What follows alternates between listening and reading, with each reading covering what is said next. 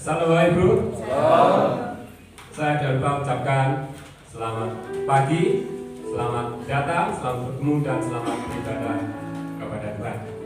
Baiklah, kita akan mulai jalannya ibadah kita pada saat pagi hari ini. Karena kita tahu bahwa Tuhan senantiasa menolong, menyertai, demikian juga Tuhan senantiasa memberkati di dalam setiap kehidupan kita.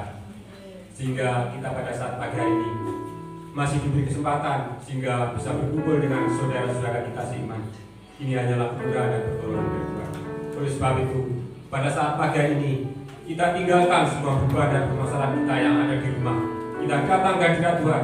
Kita akan menyembah kepada Tuhan karena hanya Tuhan yang patut kita sembah.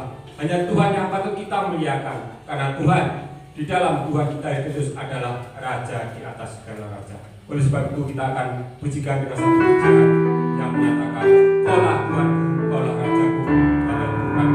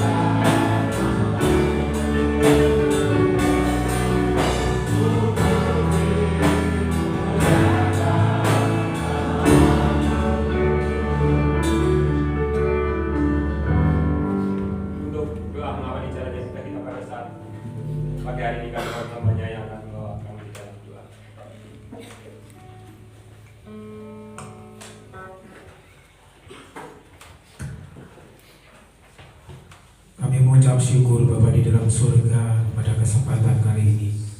Kami boleh datang beribadah di hadapan-Mu. Kami merendahkan hati kami untuk kami datang di hadapan-Mu Tuhan pada pagi hari ini. Berkati acara demi acara, puji-pujian yang akan kami naikkan di hadapan-Mu, terlebih lagi firman Tuhan yang akan kami dengarkan bersama-sama, biar dalam membawa berkat rohani yang luar biasa pada pagi hari ini. Dan juga perjamuan kudus Tuhan memperingati kebesaran dan kemuliaan nama Tuhan, mengorbankan diri untuk menjadi penebus dosa bagi kami. Terima kasih Bapa di dalam surga, biar aku akan hadir di tempat ini melawat setiap hati kami semua, agar firman Tuhan, ibadah pada pagi hari ini membawa berkat bagi kita semua. Kami mengucap syukur dan berdoa. Haleluya. Amin.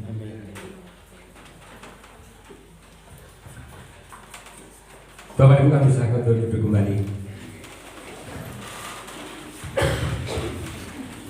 Bapak Ibu yang dikasihi oleh Tuhan kita Yesus, kita pada saat pagi hari ini akan mengingat bersama-sama akan kasih Tuhan, pengorbanan Tuhan, pertolongan Tuhan yang begitu besar di dalam setiap kehidupan kita sebagai anak-anak Tuhan yang percaya kepada Tuhan kita Yesus Kristus. Dia rela mati di kayu salib, menyerahkan dirinya untuk kita orang-orang yang berdosa, sehingga kita bisa berkenan di hadapan Tuhan. Oleh sebab itu, kita pada saat pagi hari ini akan memuji dan memuliakan nama Tuhan, karena Tuhan yang kita sembah di dalam Tuhan kita Yesus Kristus, Dia rela mau berkorban bagi kita semua. Oleh sebab itu kita akan pujikan dengan satu pujian yang mengatakan Allah Yesus namanya.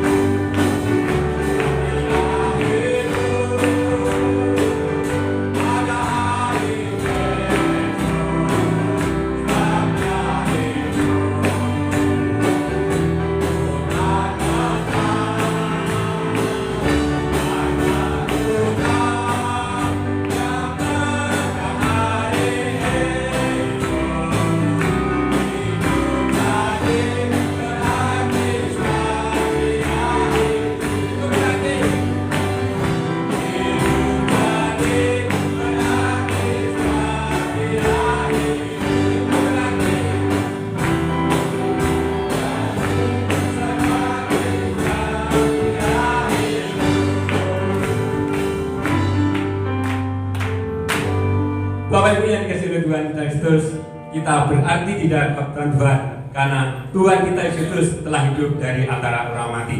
Kalau Tuhan kita Yesus tidak hidup di antara orang mati, tentu saja kita tidak berarti di hadapan Tuhan karena kita manusia yang penuh dosa. Oleh sebab itu, oleh karena begitu besar kasih Allah kepada kita dan begitu besar pertolongan Tuhan di dalam hidup kita. Kita sebagai anak-anak Tuhan yang percaya kepada Tuhan, seharusnya kita harus semakin hari semakin maju, semakin hari semakin bertambah, tapi semakin hari tidak semakin berkurang. Oleh sebab itu, kalau kita percaya di hadapan Tuhan, harus semakin hari semakin maju. Apapun yang terjadi di dalam setiap kehidupan kita harus semakin hari semakin maju di hadapan Tuhan. Kita akan menjikan dengan satu pujian yang mengatakan, siji loro telu, ayo konco podo maju.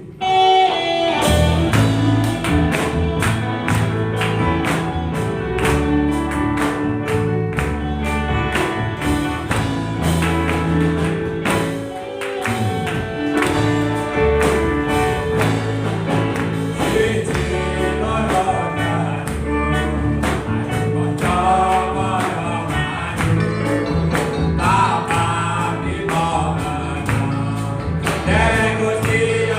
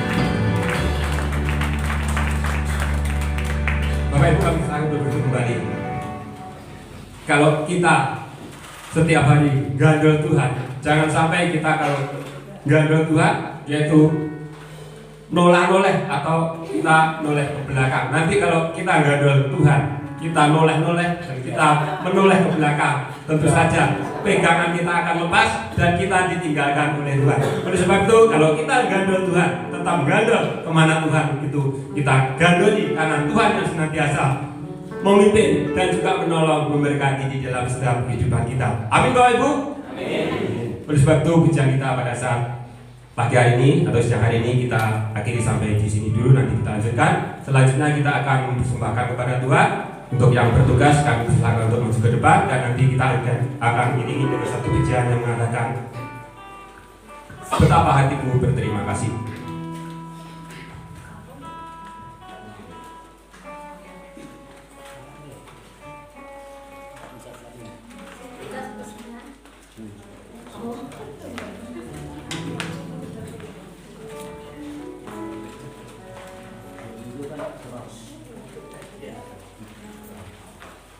Kita berdoa dan sembahyang kepada Tuhan. Allah Bapa kami yang berada dalam kerajaan surga, kesempatan pagi hari ini Tuhan kami akan menyerahkan persembahan yang telah Tuhan berikan. Kiranya Tuhan persembahan ini kiranya Tuhan menyucikan dan menguduskan sehingga melalui persembahan yang anak-anak persembahkan ini Tuhan dapat membantu pelayanan di tempat ini Tuhan, sehingga nama-Mu dapat dipermuliakan di tempat ini. Tuhan, kami berdoa untuk anak-anak yang memberikan kiranya Tuhan Kau berkati dalam setiap usahanya, usaha bertani, berternak, berdagang maupun usaha lainnya Tuhan, kiranya Tuhan campur tangan sehingga apapun yang diusahakan berhasil. Dan Tuhan, untuk anak-anak yang saat ini belum sempat memberikan, kiranya Tuhan juga Engkau memberkati dalam setiap usahanya sehingga di lain waktu dapat memberikan yang terbaik kehadiran-Mu. Ya Tuhan, kami serahkan sembahan ini hanya dalam kuasa kami. Amin.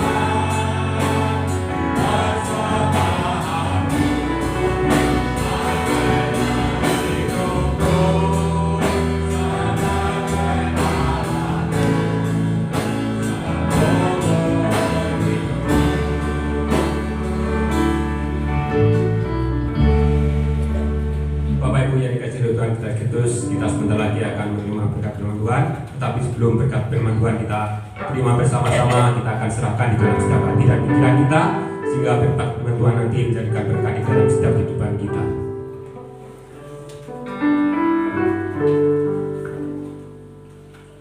Untuk menyambut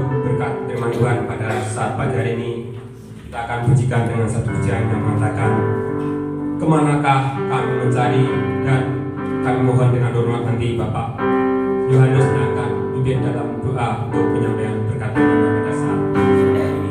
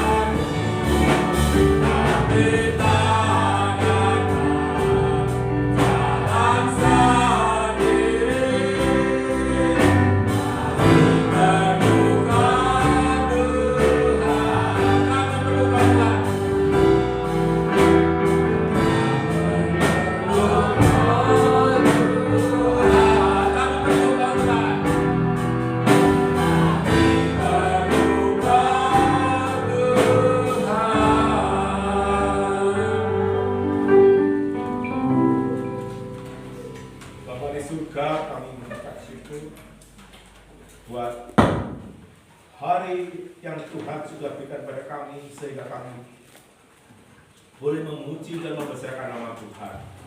Dan biarlah yang kami naikkan pujian kami dan supaya harum di hadapan-Mu ya Tuhan. Sebentar kami hendak mendengarkan sebagian daripada firman-Mu. Kiranya Tuhan, tolong kami supaya melalui firman-Mu kami boleh dikuatkan, diteguhkan, bahkan juga ditegur oleh firman-Mu, sehingga kami boleh hidup semakin hari semakin berkenan di hadapan Dia. Engkau berkati hamba-Mu yang akan menyampaikan sebagian daripada firman-Mu. Terima kasih Tuhan, terima kasih. Inilah doa kami yang kami naikkan di dalam nama Tuhan Yesus Kristus, Juru Selamat kami yang hidup, kami berdoa. Amin. Amin.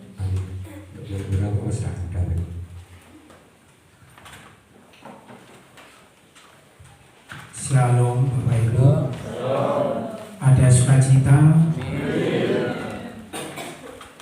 Sebelumnya saya mendapatkan titipan dari Bapak Gembala bahwa hari ini beliau tidak bisa melayani di tempat ini karena harus melayani di Ngantru, karena Bu Feni dan keluarga berhalangan. Jadi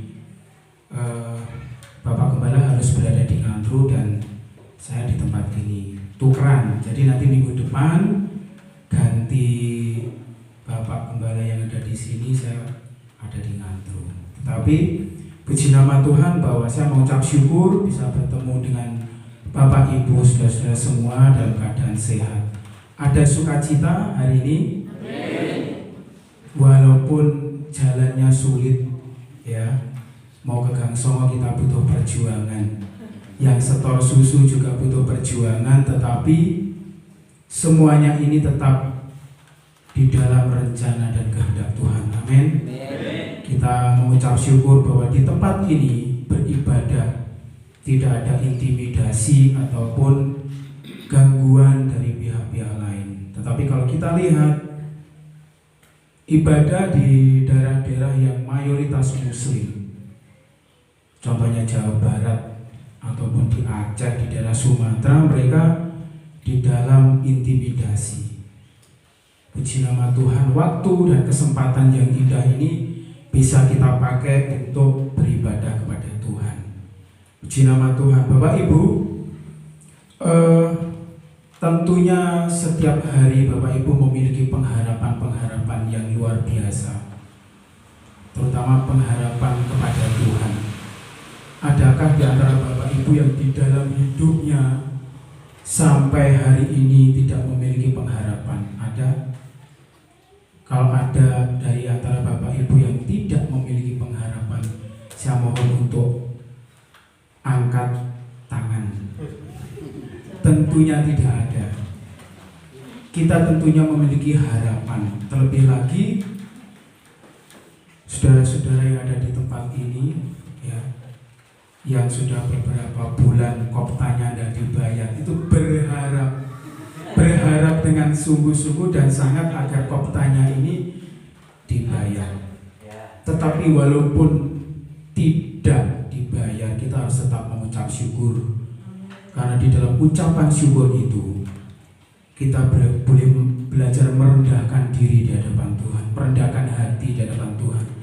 Karena harapan di dalam hidup kita ini bukan kepada siapa-siapa, tetapi kepada Tuhan. Nah, pagi hari ini kita akan sama-sama belajar, kepada siapakah engkau berharap? Kepada siapakah kita ini berharap? Kepada saudarakah?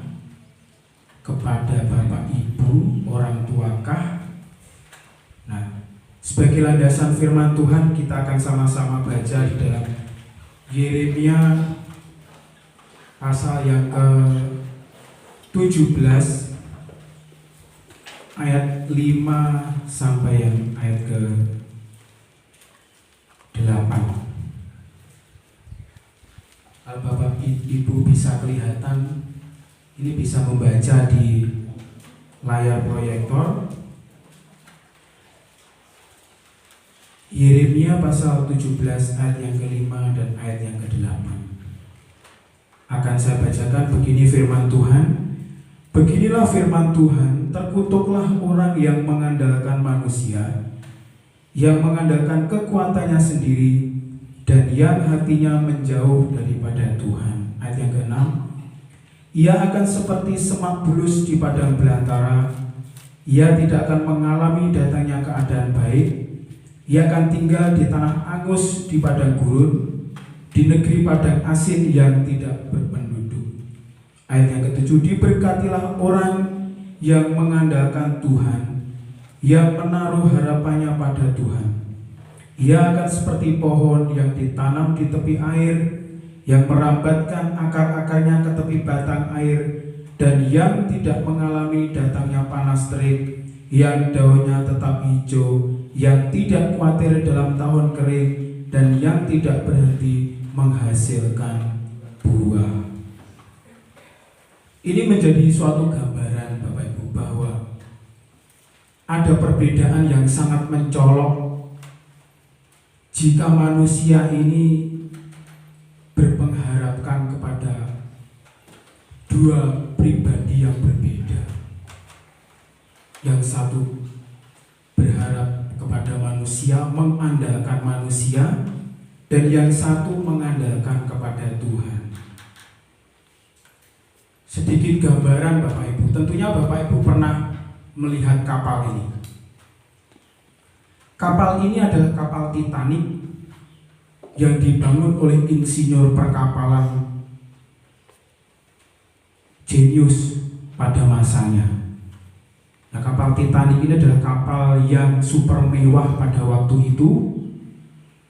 Nah, kapal Titanic ini dibangun memang disediakan untuk sebagai komoditas promo, ya, komoditas promo, dan juga sebagai bahan ujian bagi insinyur-insinyur pada waktu itu.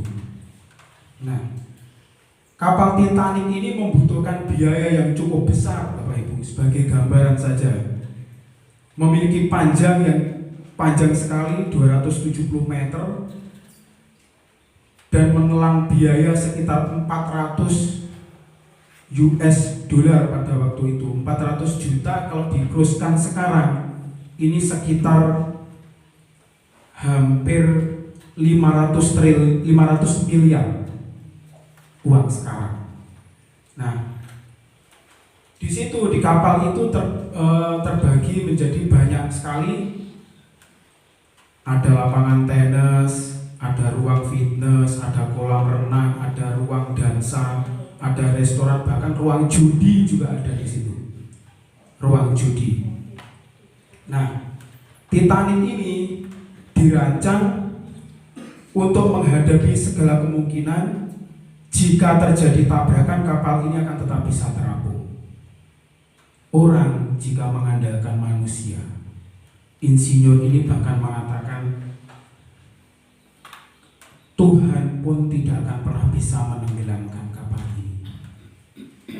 Pada waktu itu orang sangat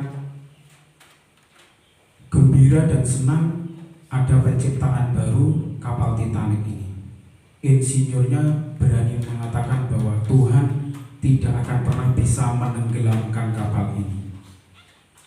Kapal yang super mewah, Bapak Ibu, pada waktu itu. Tidak ada kapal yang secanggih seperti ini pada waktu itu. Tetapi kalau kita mengandalkan manusia, apa yang akan terjadi?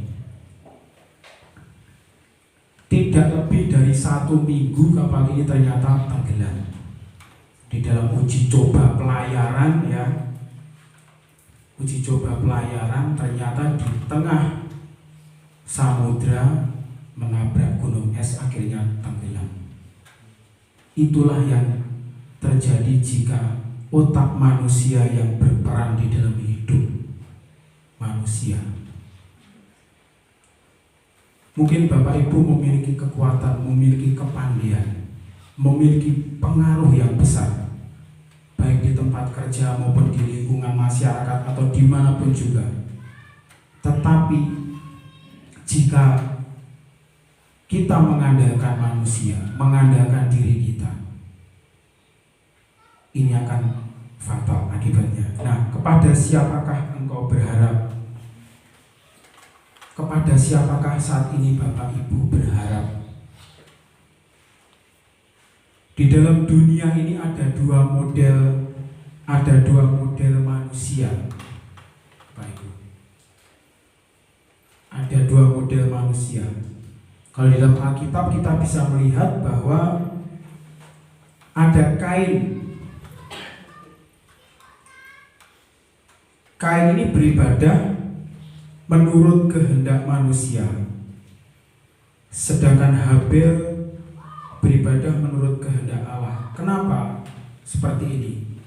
Karena Kain menganggap bahwa hukum Taurat, dia melanggar hukum Taurat. Kalau di dalam hukum Taurat, di dalam mempersembahkan korban persembahan, itu harus berupa hewan, lembu, kambing, ya.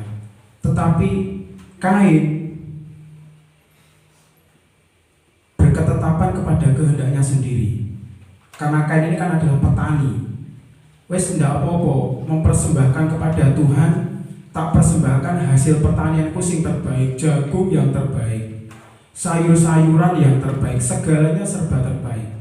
Tetapi ketetapan Tuhan menghendaki bahwa setiap korban itu harus memakai sapi, lembu, dan juga kambing. Tetapi Habel tetap menuruti kehendak Tuhan, korban memakai lembu. Kemudian ada Lot dan juga Abraham. Lot melihat bahwa lembah yang ada di Sodom Gomora ini lembah yang baik. Berpikiran bahwa wah, lek aku iso urip ning kono, wis sapiku, wedhusku sembarangannya mesti makmur. Tetapi tidak tahu bahwa di lembah itu kehidupan mereka sangat kacau. Penduduk-penduduk di Sodom dan Gomora ini sangat kacau. Tetapi berbeda dengan Abraham. Abraham melihat apa yang menjadi kehendak Tuhan. Walaupun di tanah yang kurang bagus, tetapi ada Tuhan di tempat itu. Ada sukacita, mengandalkan Tuhan. Mungkin saat ini Bapak Ibu kehidupan sulit, melihat keadaan saat ini sulit, beras mulai naik, keadaan-keadaan yang lainnya juga tidak mendukung, usaha sepi, ya toh, usaha sepi, banyak orang yang menjual tanah, menjual rumah untuk kebutuhan sehari-hari. Bahkan mungkin di sini juga sudah mulai musim kemarau, rumput sudah sulit. Ya, mencari rumput sulit, ditambah akses jalan yang tidak mendukung, harus muter ke pinggir-pinggir jurang dan lain sebagainya. Kehidupan semakin sulit. Tetapi kita jangan sampai mengandalkan manusia. Harapan kita tetap kepada Tuhan. Walaupun di tempat yang sulit sekalipun, kita akan tetap dipelihara oleh Tuhan. Amin. Kemudian Raja Saul dan seterusnya Yudas Iskariot. Yudas hanya bertobat sementara, akhirnya mengkhianati Yesus. Tetapi Petrus bertobat secara sungguh-sungguh, sehingga ia mati karena memberitakan kuasa Tuhan. Selanjutnya Lucifer adalah malaikat yang dibuang oleh Tuhan. Lucifer ini memiliki keinginan untuk menyamai Tuhan, memberontak kepada Tuhan. Tetapi perbandingannya ada Yesus. Yesus memberikan kebaikan. Pada waktu pelayanan di dunia, Yesus menampilkan pelayanan yang baik kepada manusia. Nah, kedua model ini sudah ada sejak kejatuhan manusia. Sejak Adam jatuh ke dalam dunia, jatuh dalam dosa, dua model orang ini sudah ada. Nah, sekarang tinggal pilih. Kita tetap menaruh harapan kita kepada manusia atau menaruh pengharapan kepada Tuhan. Sebagai gambaran Bapak Ibu, saya pada waktu menjelang lulus kuliah, ini sedikit kesaksian, menjelang lulus kuliah, kita kan harus membuat tugas akhir. Di dalam membuat tugas akhir itu kita harus mencari objek, tempat untuk sebagai bahan penelitian kita. Semua teman-teman sudah ada yang dapat. Nah, harapan saya pada waktu itu di Tulungagung itu ada perusahaan yang bisa saya pakai untuk objek itu. Nah, ternyata harapan saya ini gagal, Bapak Ibu. Karena apa? Saya sodorkan hal-hal yang saya butuhkan, saya perlukan, tidak bisa. Perusahaan itu menolak. Wah, pada waktunya singkat sekali, kurang dari 6 bulan pada waktu itu. Saya bingung, wah gimana. Akhirnya saya tanya sana sini. Semua teman sudah mendapatkan, bahkan sudah separuh jalan. Saya belum separuh jalan sama sekali. Akhirnya saya berpikir, wah gimana ya. Otomatis kalau misalkan saya nggak dapat, saya pasti mundur 1 tahun. Tetapi secara tiba-tiba saya katakan, Tuhan, kalau memang saya harus mundur 1 tahun di tempat ini, tidak apa-apa. Yang penting saya masih bisa lulus di tahun yang akan datang. Nah, suatu ketika ada teman yang datang kepada saya, "Gimana Fer, kamu sudah dapat tempat atau belum?" "Belum." "Ya wes, yuk ikut saya." Saya diajak ke suatu perusahaan, Bapak Ibu. Perusahaan ini menyediakan tenaga trainer dan sebagainya. Pokoknya lembaga-lembaga negara itu semua mengambil trainer dari situ. Ya pokoknya baik dari trainer pertanian, sektor-sektor pendidikan, semuanya ada di situ. Saya diperhadapkan kepada seorang bagian personalianya. "Membutuhkan apa? Saudara, saya menjelaskan membutuhkan ini Pak." "Ya sudah, tidak apa-apa. Kamu sekarang ikut saya, lihat-lihat dulu." Saya lihat-lihat Bapak Ibu. Lihat-lihat, oh seperti ini. Nah, akhirnya saya ditanya, "Kalau kamu mau butuh data, kamu butuh data apa saja? Bilang ke saya, kamu bawa disket." Pada waktu itu masih disket, belum seperti sekarang. Bawa disket. Saya membawa disket, dikopikan data lengkap. Saya meminta data yang apa saja bisa. Nah, puji nama Tuhan Bapak Ibu, saya bisa mengolah data itu, saya bisa penelitian di tempat itu, akhirnya lulus tepat waktu. Karena pada waktu itu saya hanya berharap kepada manusia bahwa di Tulungagung ada perusahaan yang mungkin bisa saya pakai, ternyata gagal. Nah,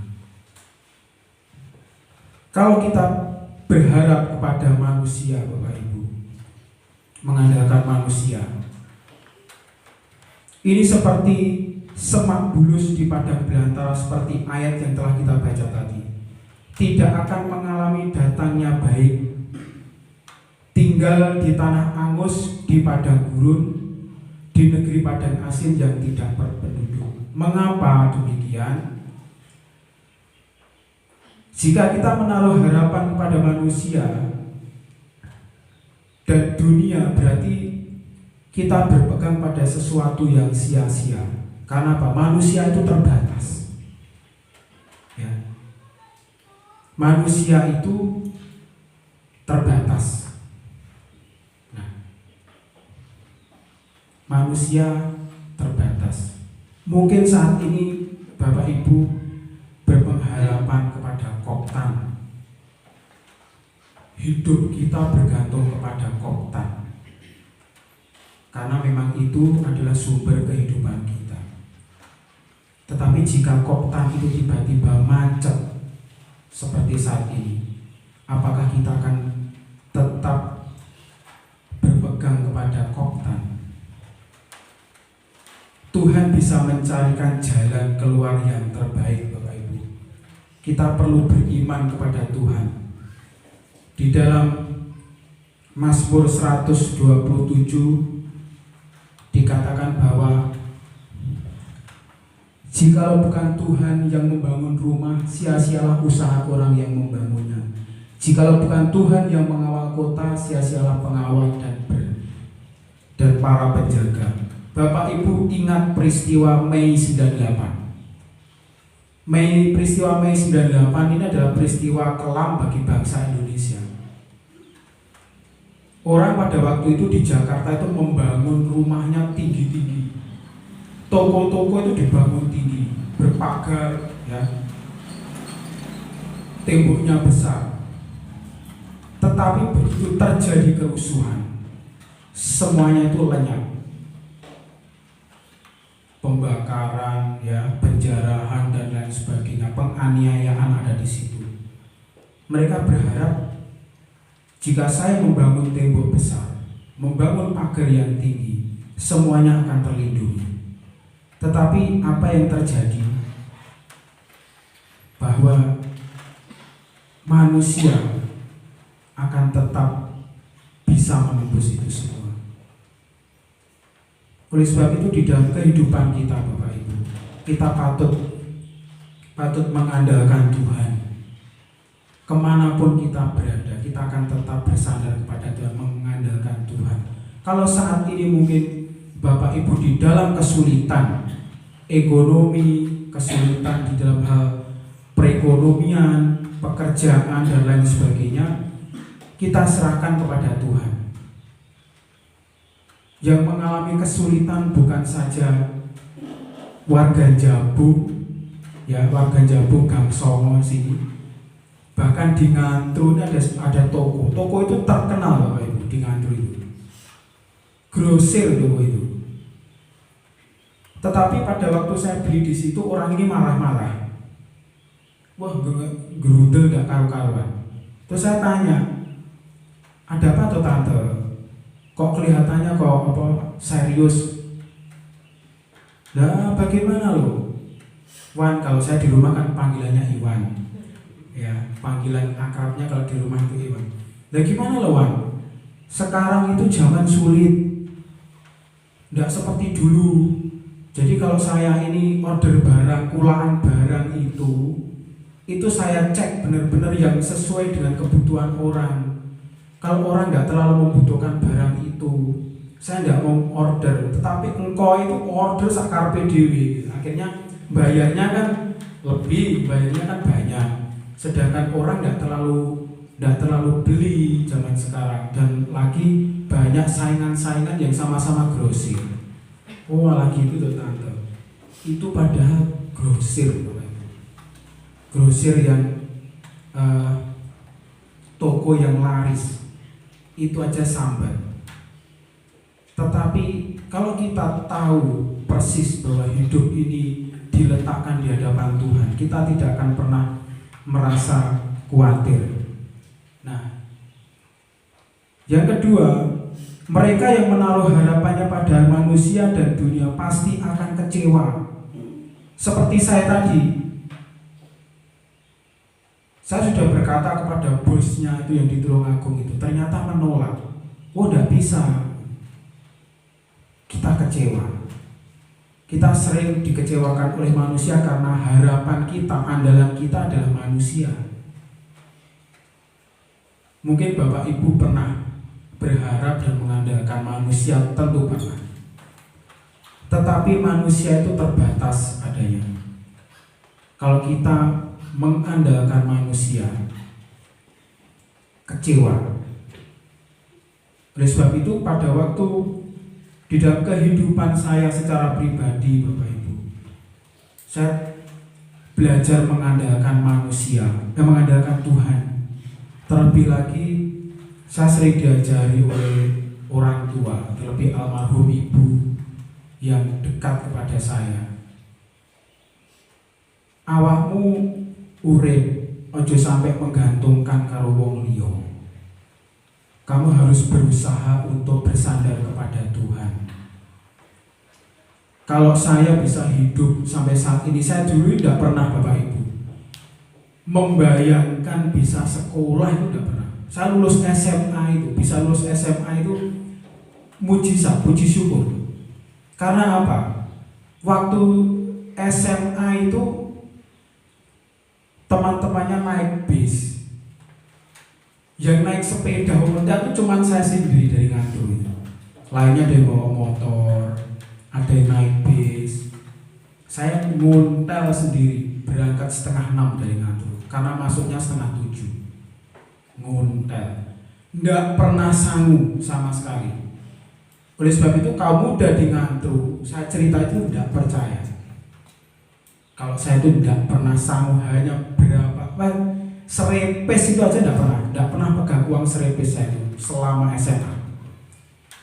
Tetapi dalam hati saya punya keinginan bahwa Tuhan, kalau memang Engkau mengizinkan saya untuk melanjutkan sekolah, saya percaya Engkau akan membuktikannya kepada saya. Saya ngomong sama ibu, Bu, saya mau kuliah. Ibu cuma mengatakan, ya wis daftar. Saya hanya bermodalkan dengkul Bapak Ibu. Dengkul dalam artian saya hanya berdoa toh. Kalau saya nanti di tengah perjalanan out karena tidak bisa membayar, itu urusan nanti. Yang penting saya fokus saya kepada sekolah. Itu saja. Toh akhirnya sampai sampai lulus. Tuh ibu tidak pernah, orang tua tidak pernah namanya ngutang, tidak pernah apa, tidak pernah. Ya seperti yang diceritakan Bapak Gembala, kalau waktu membayar ada saja berkat yang datang. Itu bukti bahwa kalau kita mengandalkan Tuhan itu pasti tepat waktu. Yang ketiga, orang yang menaruh harapannya pada manusia dan dunia berarti meremehkan Allah. Nah, di dalam Galatia pasal 6 ayat ke-7 disebutkan, jangan sesat, Allah tidak membiarkan dirinya dipermainkan. Membiarkan dirinya dipermainkan dalam artian meremehkan Tuhan. Orang yang menaruh harapannya kepada manusia ini meremehkan Tuhan karena apa? Manusia terbatas, tetapi manusia tetap berharap kepada manusia. Meremehkan Tuhan. Nah, diberkatilah orang yang mengandalkan Tuhan, menaruh harapannya kepada Tuhan. Nah, orang yang mengandalkan Tuhan itu diumpamakan seperti pohon yang ditanam di tepi air, merambatkan akarnya ke tepi batang air, tidak mengalami datangnya panas terik, daunnya tetap hijau, tidak khawatir dalam tahun kering dan tidak berhenti menghasilkan buah. Mengapa? Karena orang yang menaruh harapannya pada Tuhan menyadari bahwa dari mana ia berasal. Yang selanjutnya, orang yang menaruh harapannya pada Tuhan tak pernah dikecewakannya. Tidak pernah kecewa karena apa? Tuhan selalu menolong tepat waktu itu tadi. Menolong tepat waktu. Kalau orang mengandalkan manusia mungkin bisa melejari. Contohnya Koptan sudah berbulan-bulan tidak dibayar, kan mengecewakan. Coba kalau misalkan kita mengandalkan kepada Tuhan di dalam hidup kita, kita tentunya akan tetap di dalam perlindungan Tuhan. Nah, berkat yang diberikan Tuhan bagi orang yang mengandalkan Tuhan,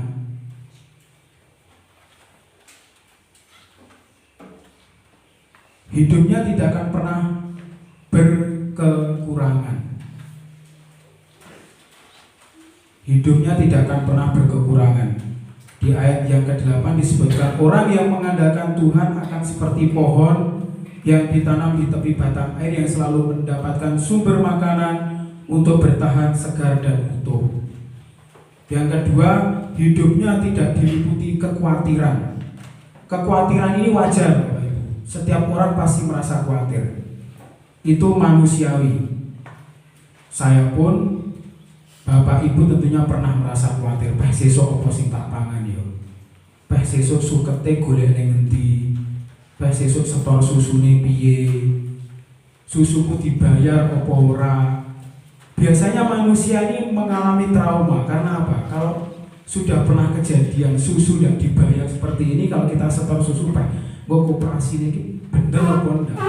Gua jujur koperasinya kok sing biyen kae ora dibayar, kan seperti itu. Tetapi kita tetap percaya saja kepada Tuhan.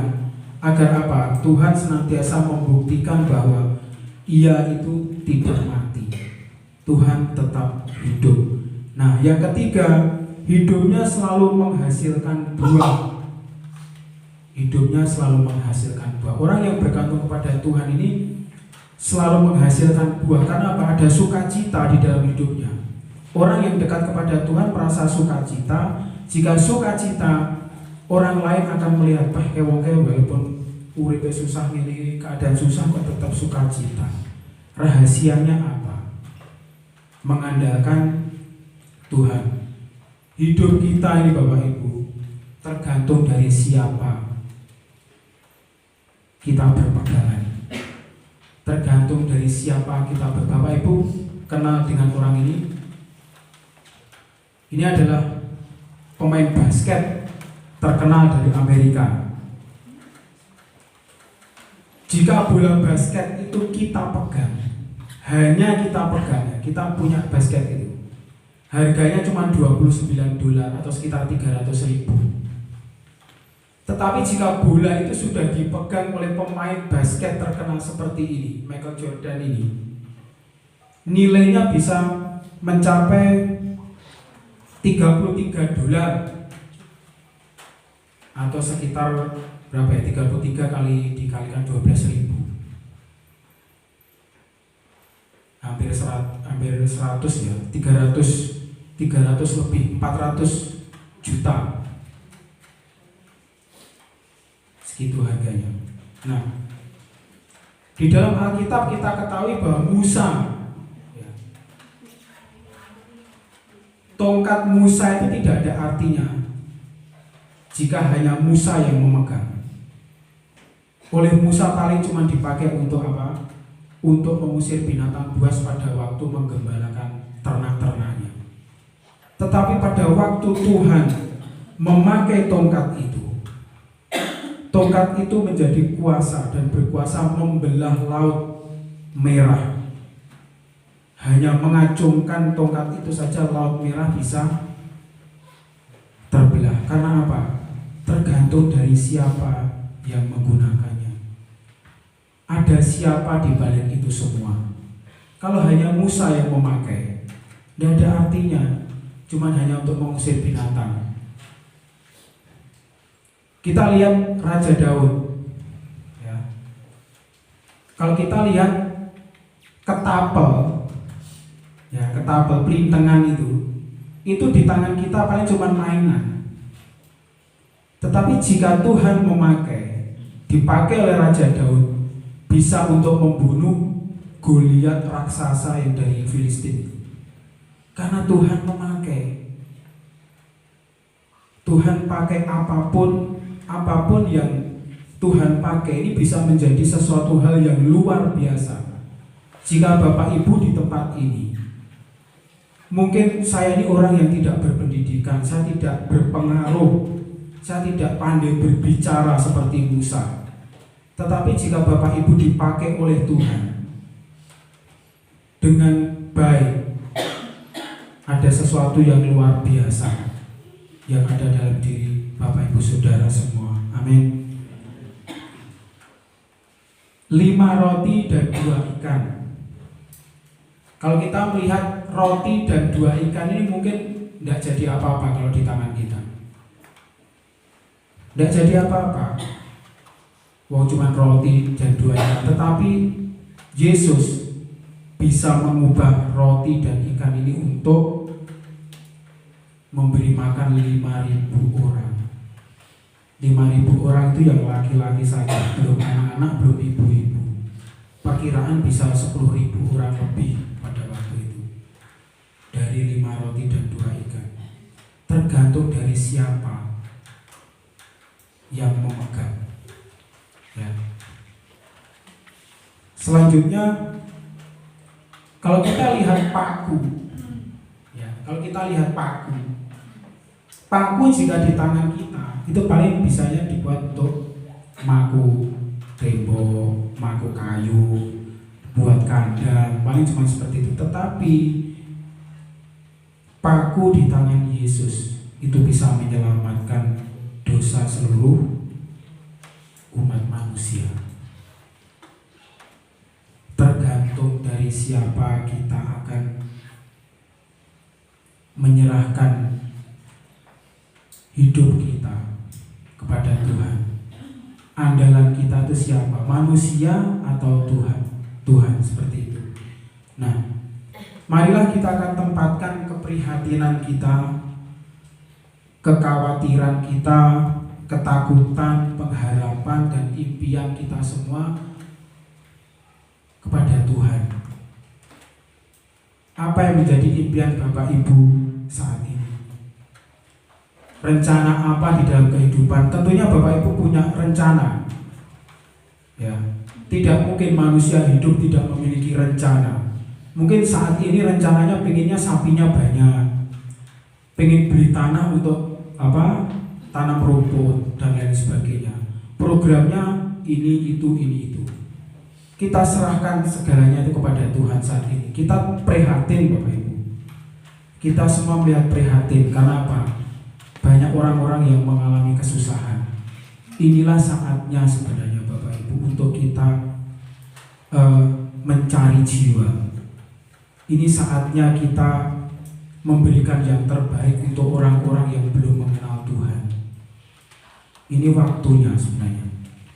Jadi pakailah hidup Bapak Ibu ini sebaik mungkin. Kesempatan yang ada kita pakai untuk kemuliaan nama Tuhan.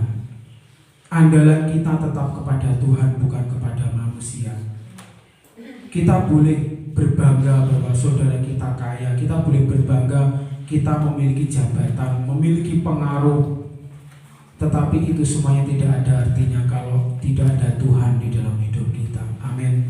Di dalam Filipi pasal 4 ayat yang ke-13 dikatakan bahwa segala perkara dapat kutanggung di dalam Dia yang memberi kekuatan kepadamu. Baik perkara yang kecil maupun perkara yang besar ditanggung di dalam kuasa Tuhan. Amin. Kepada siapakah kita berharap saat ini? Bapak Ibu yang menentukan kepada siapakah saya berharap saat ini. Tentunya harapan kita gereja di tempat ini, harapan kita memiliki sidang jemaat yang banyak ya, mengalami perkembangan luar biasa baik jiwa maupun ekonomi dan lain sebagainya. Kita serahkan kepada Tuhan. Kita tidak mengandalkan kepada manusia. Amin. Puji nama Tuhan Bapak Ibu. Renungan yang sangat singkat ini biarlah akan membawa berkat bagi kita semua. Dan kita akan lanjutkan dengan perjamuan kudus.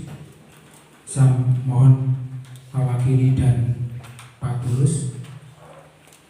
Kita akan angkat satu pujian. Pemain musik saya minta untuk maju ke depan kembali.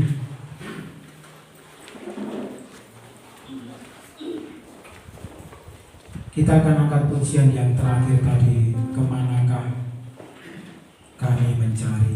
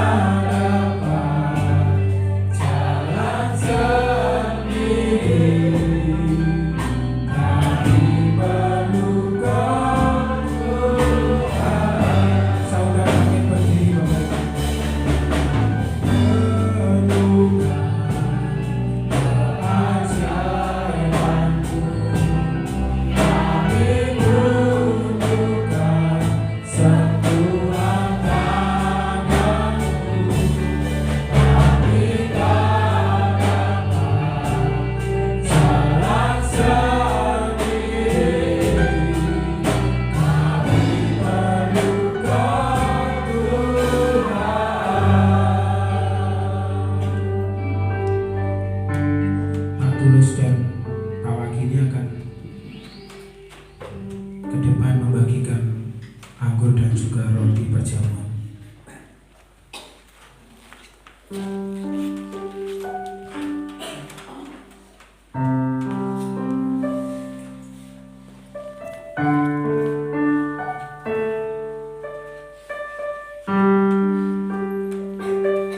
Terus akan berdoa untuk perjamuan pada siang hari ini.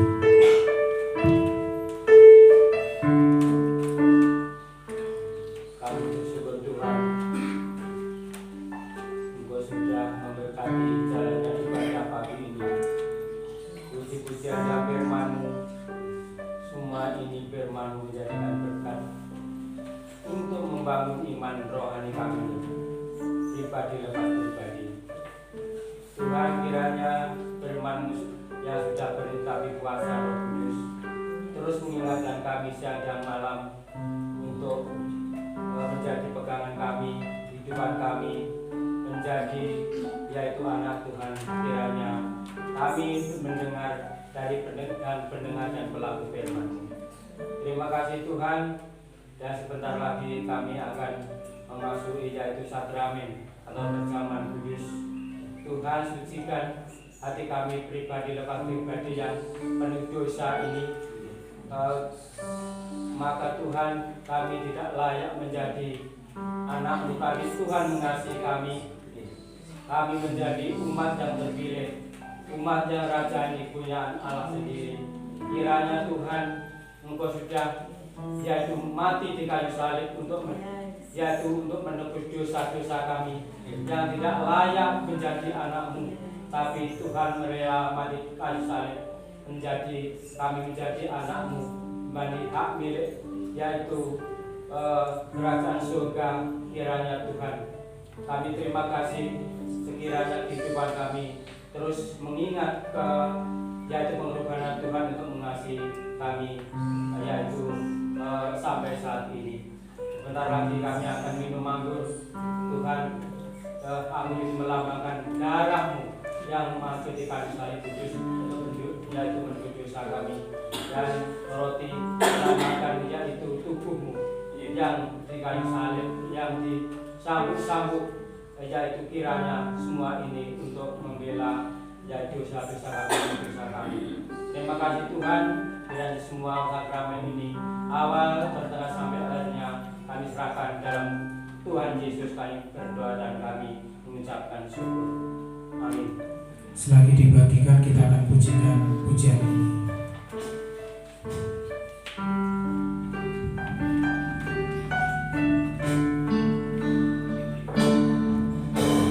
Kau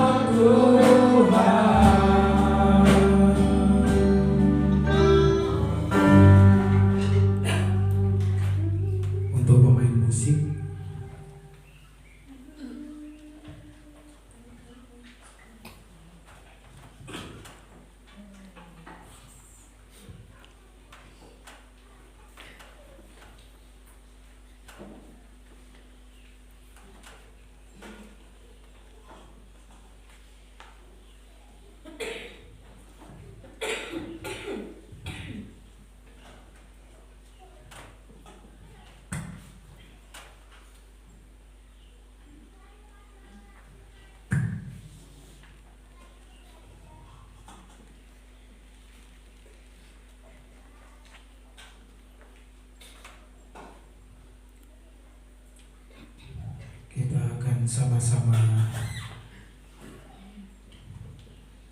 mengingat pengorbanan Tuhan Yesus di atas kayu salib, bahwa siapakah kita sebenarnya hingga menjadi biji mata Tuhan yang begitu berharga. Kita tahu bahwa kita adalah orang-orang yang berdosa, yang tidak layak untuk menjadi anak-anak Tuhan, tidak layak untuk disebut sebagai orang yang dapat ditebus. Tetapi karena kemurahan Tuhan, kebaikan Tuhan di dalam hidup kita, kebaikan Tuhan bagi umat manusia, Dia rela untuk datang ke dunia ini menyerahkan nyawanya bagi kita semua. Kita serahkan hidup kita ini ke dalam tangan Tuhan saat ini. Kita tidak tahu apa yang akan terjadi di dalam hidup kita 1 menit, 1 jam, 1 hari, 1 bulan dan 1 tahun yang akan datang. Mungkin ini adalah kali terakhir kita mengadakan perjamuan suci. Tetapi kita tetap percaya bahwa Tuhan adalah Allah kita yang berkuasa. Dia mengendalikan kehidupan kita saat ini. Kita serahkan semuanya ke dalam tangan Tuhan.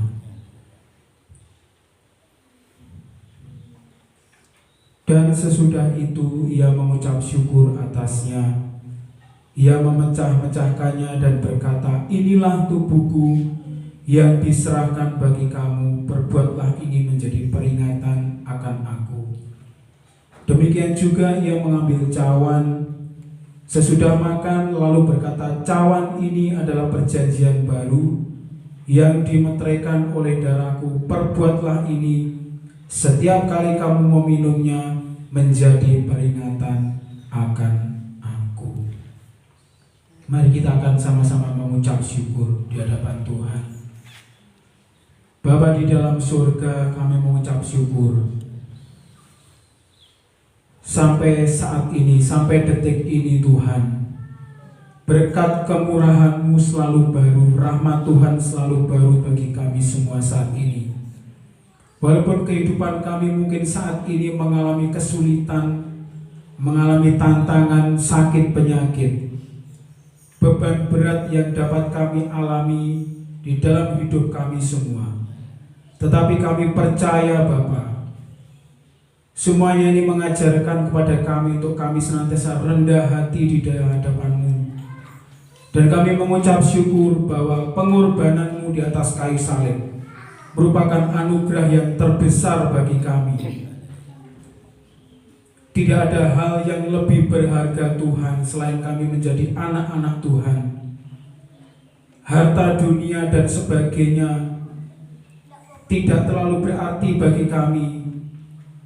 Tetapi kami sangat-sangat mengucap syukur bahwa Tuhan adalah juru selamat bagi kami, mengangkat setiap dosa-dosa kami, mengangkat sakit penyakit kami, beban hidup kami yang saat ini ada di dalam kehidupan kami masing-masing. Tuhan, siang hari ini di tangan kami ada roti yang melambangkan tubuh Kristus, melambangkan tubuh Tuhan Yesus, dan juga ada anggur yang melambangkan darah Yesus.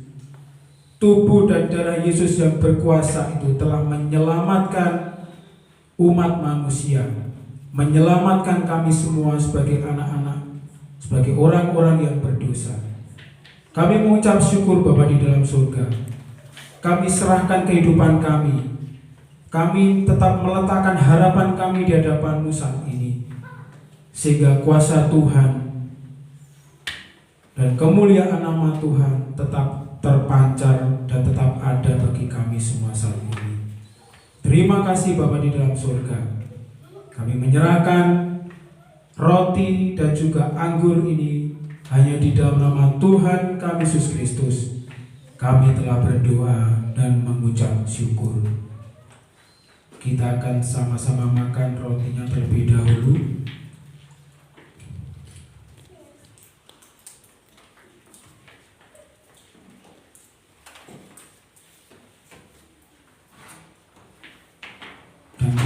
minum anggur bersama-sama.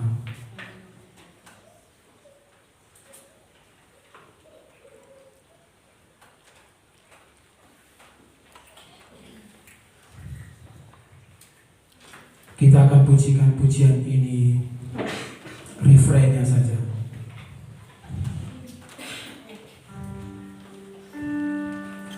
Kami perlukan keajaiban-Mu, kami butuhkan sentuhan tangan-Mu, kami tak dapat jalan sendiri, kami perlukan Tuhan, kami perlukan Tuhan, kami perlukan keajaiban-Mu, kami butuhkan sentuhan tangan-Mu, kami tak dapat jalan sendiri, kami perlukan Tuhan.